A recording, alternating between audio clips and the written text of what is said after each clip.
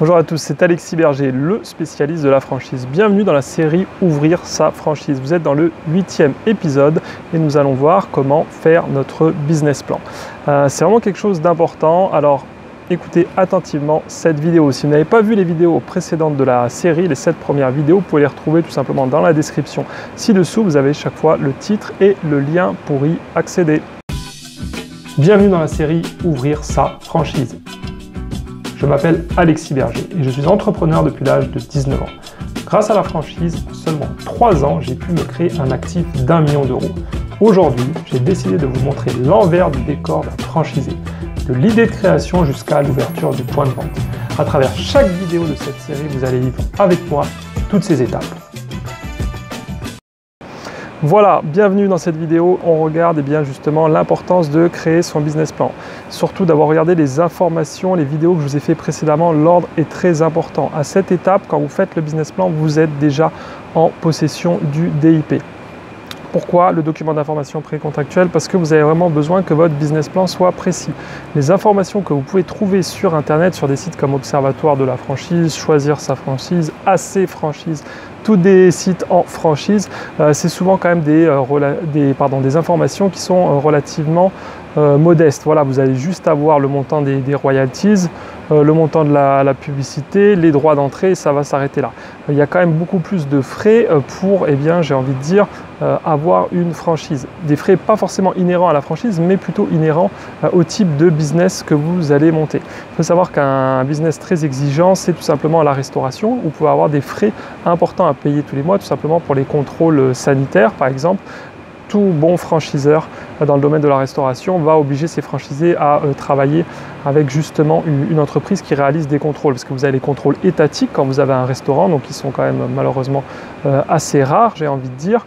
Donc c'est l'État qui vient vous contrôler, et là, si ça ne va pas, si vous ne respectez pas les règles d'hygiène, vous serez sanctionné. Mais pour éviter ça, voilà, les franchiseurs demandent que vous travaillez avec des sociétés privées qui, eux, vous contrôlent tous les mois, et qui vous disent, voilà, ça c'est bon, ça c'est pas bon, il faudra améliorer ces points.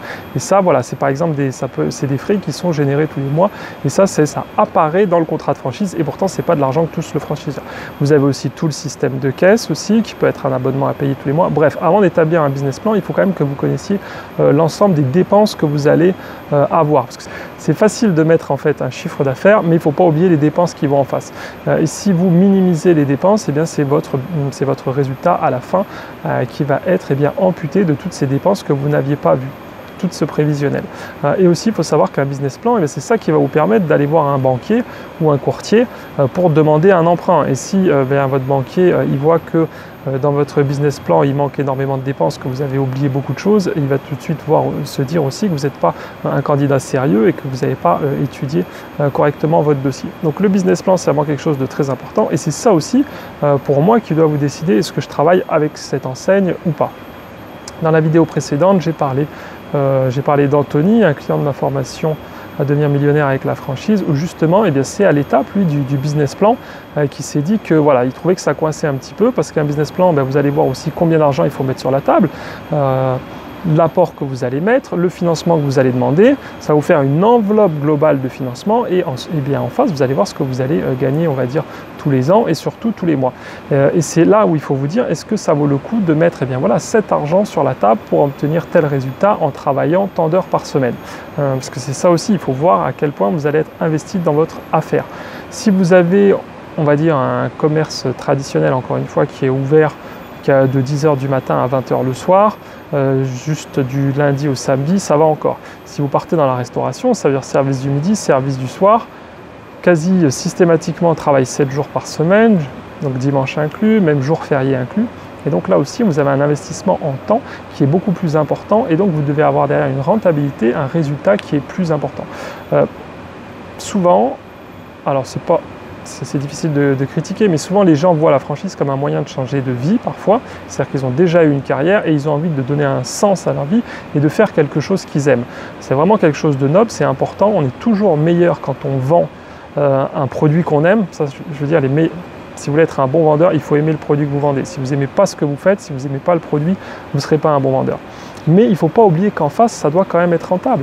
Si vous avez une famille, que vous avez peut-être un crédit sur un appartement, une maison, il faut que le changement de vie que vous faites, c'est-à-dire aujourd'hui par exemple peut-être quitter votre travail, eh bien il faut que ça soit rentable en face. C'est pas juste s'amuser à faire 70 heures pour faire un truc sympa et gagner 1000 € à la fin du mois, sachant que vous avez aussi mis de l'argent sur la table.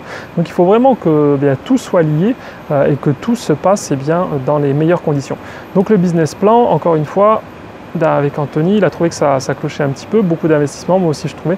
Il faut calculer la durée du retour sur investissement, c'est très important, c'est à combien d'années vous récupérez votre mise, si tout se passe bien naturellement.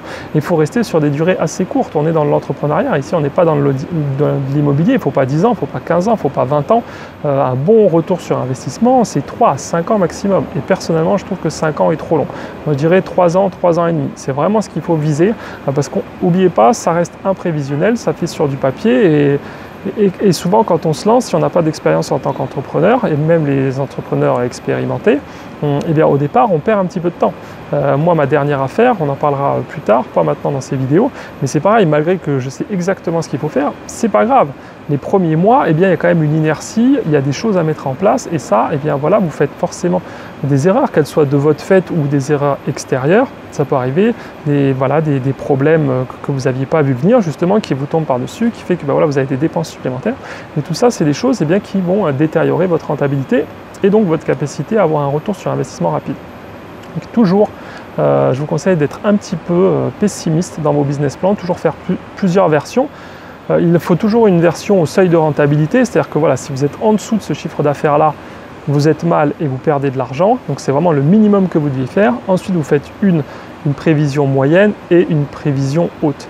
Mais il faut vraiment que votre moyenne, normalement, c'est-à-dire ce que vous dit le franchiseur, vous soyez largement au-dessus du seuil de rentabilité. Le seuil de rentabilité, c'est vraiment chaud, c'est-à-dire que là, c'est vraiment le minimum juste pour ne pas perdre de l'argent, et si vous êtes en dessous, vous êtes cuit, donc vous êtes vraiment, on ne dira pas, mais vous voyez ce que je veux dire.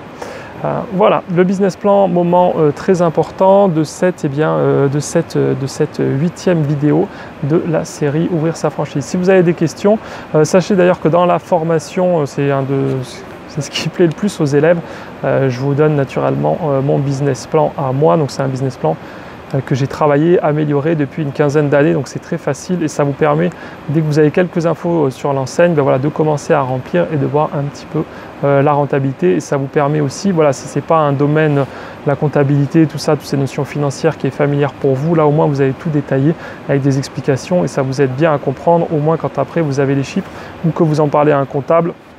Encore une fois, n'hésitez pas à vous faire assister de professionnels.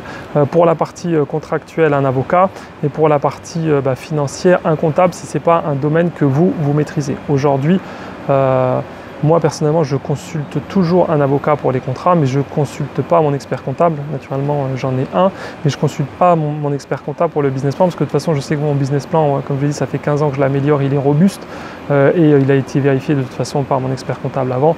Donc c'est quelque chose de fiable, et aujourd'hui, je n'ai pas besoin à chaque fois de le soumettre.